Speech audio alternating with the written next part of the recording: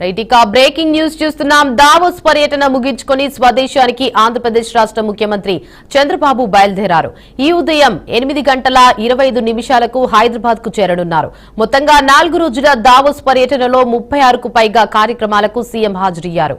Israel, UAE, Switzerland దేశాల ప్రతినిధులతో 3 సమావేశాల్లో పాల్గొన్న చంద్రబాబు ప్రపంచ ఆర్థిక సదస్సు వేదిక వద్ద Arcelor Mittal chairman Lakshmi Mittal, Google Cloud CEO Thomas Kurian, IBM CEO Arvind Krishna సహా 16 దిగ్గజ పారిశ్రామికవేత్తలతో కీలక సమావేశం నిర్వహించారు.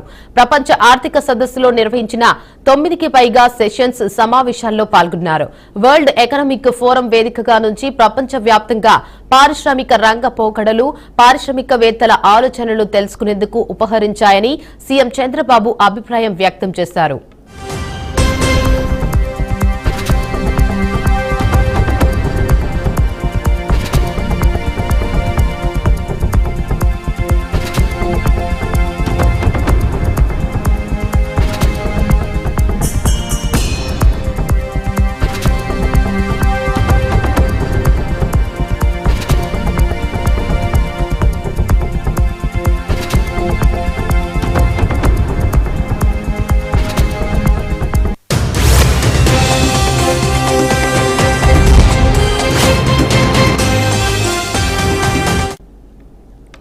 రైట్ ఇక బ్రేకింగ్ న్యూస్ చూస్తున్నాం. దావోస్ పర్యటన ముగించుకొని స్వదేశానికి ఆంధ్రప్రదేశ్ రాష్ట్ర ముఖ్యమంత్రి చంద్రబాబు బయలుదేరారు. ఈ ఉదయం 8:25 హైదరాబాద్ కు చేరుకోనున్నారు. మొత్తంగా 4 రోజుల దావోస్ పర్యటనలో 36కు పైగా కార్యక్రమాలకు సీఎం హాజరయ్యారు. ఇజ్రాయెల్, యుఏఈ, స్విట్జర్లాండ్ దేశాల ప్రతినిధులతో 3 సమావేశాల్లో పాల్గొన్న చంద్రబాబు ప్రపంచ ఆర్థిక సదస్సు వేదిక వద్ద Arcelor Mittal chairman Lakshmi Mittal, Google Cloud CEO Thomas Kurian, IBM CEO Arvind Krishna సహా 16 దిగ్గజ పారిశ్రామికవేత్తలతో కీలక సమావేశం నిర్వహించారు. ప్రపంచ ఆర్థిక సదస్సులో నిర్వహించిన 9కి పైగా సెషన్స్ సమావేశాల్లో పాల్గొన్నారు. వరల్డ్ ఎకనామిక్ ఫోరం వేదిక నుంచి ప్రపంచ వ్యాప్తంగా పారిశ్రామిక రంగ పోకడలు, పారిశ్రామికవేత్తల ఆలోచనలు తెలుసుకునేందుకు ఉపకరించాయని సీఎం చంద్రబాబు అభిప్రాయం వ్యక్తం చేశారు. ఇక ఇదే అంశంపై మరింత సమాచారాన్ని మా ప్రతినిధి సుబ్బు అందిస్తారు. చెప్పండి సుబ్బు, అప్డేట్స్ ఏంటి? ఓకే దేవిక, చంద్రబాబు నాయుడు దావోస్ పర్యటన ముగిసింది.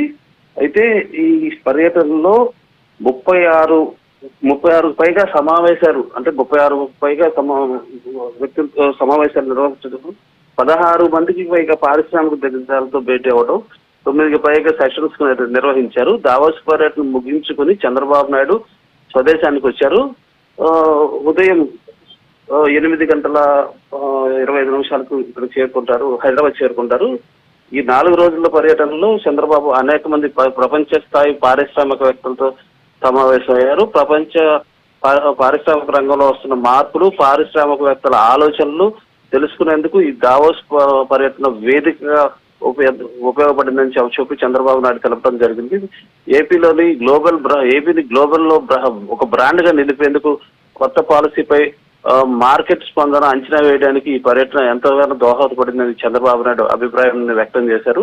4 రోజుల పాటు ఈ దావోస్ పర్యటన ముగించుకుని గురువారం సాయంత్రం చంద్రబాబు నాయుడు స్వదేశానికి బయలుదేరారు. శుక్రవారం ఉదయం 8:25 హైదరాబాద్ చేరుకుంటారు. అనంతరం అక్కడి నుంచి రాష్ట్ర సచివాలయానికి వెళ్తారు. మొత్తం మీద ఈ 4 రోజుల దావోస్ పర్యటనలో అనేక మంది పారిశ్రామికవేత్తలను ఇజ్రాయెల్, యుఏఈ, స్విట్జర్లాండ్ దేశాల ప్రతినిధులతో 3 సమావేశాలు కూడా నిర్వహించినట్లుగా కూడా తెలుస్తుంది. మొత్తానికి ఈ ప్రపంచ ఈ సదస్సుల్లో మొత్తానికి మిట్టల్ ని కలవటం జరిగింది, లక్ష్మీ మిట్టల్ ని కలవటం జరిగింది. ప్రపంచ పారిశ్రామికవేత్త, అంటే గూగుల్ క్లౌడ్ సీఈఓతో కూడా థామస్ కురియన్తో, ఐబీఎం సీఈఓ అరవింద్ కృష్ణతో సహా మొత్తం 16 మంది పారిశ్రామిక దిగ్గజాలతో భేటీ అయ్యారు.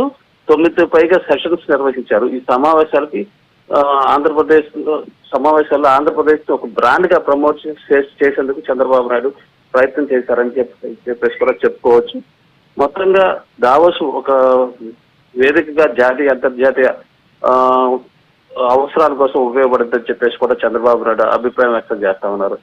అయితే గతంతో పోల్చుకుంటే ప్రపంచ దిగ్గజ సంస్థలు భారత్ వైపు ఎక్కువగా ఆసక్తి చూపిస్తున్నాయని కూడా చంద్రబాబు నాయుడు వెల్లడించడం జరిగింది. యువశక్తి సమర్థ నాయకత్వం పాలన ప్రస్తుతం ప్రతి రంగంలో భారత్ లో కంపెనీలకు అవకాశాలు పెరుగుతున్నాయని చెప్పేసి కూడా చెప్పడం కూడా జరిగింది. యూరోప్ లో తెలుగు ప్రజలతో మమేకం అవుతూ తెలుగు డయాస్పోరా కార్యక్రమాల్లో చంద్రబాబు నాయుడు పాల్గొన్నారు. అయితే యువతలో ఈ ఉత్సాహాన్ని నింపేందుకు ఇదంతా కూడా ఉపయోగపడుతుందని చెప్పేసి కూడా ఆయన అభిప్రాయం వ్యక్తం చేయడం కూడా జరిగింది. దేవిక అప్డేట్ సుబ్బు.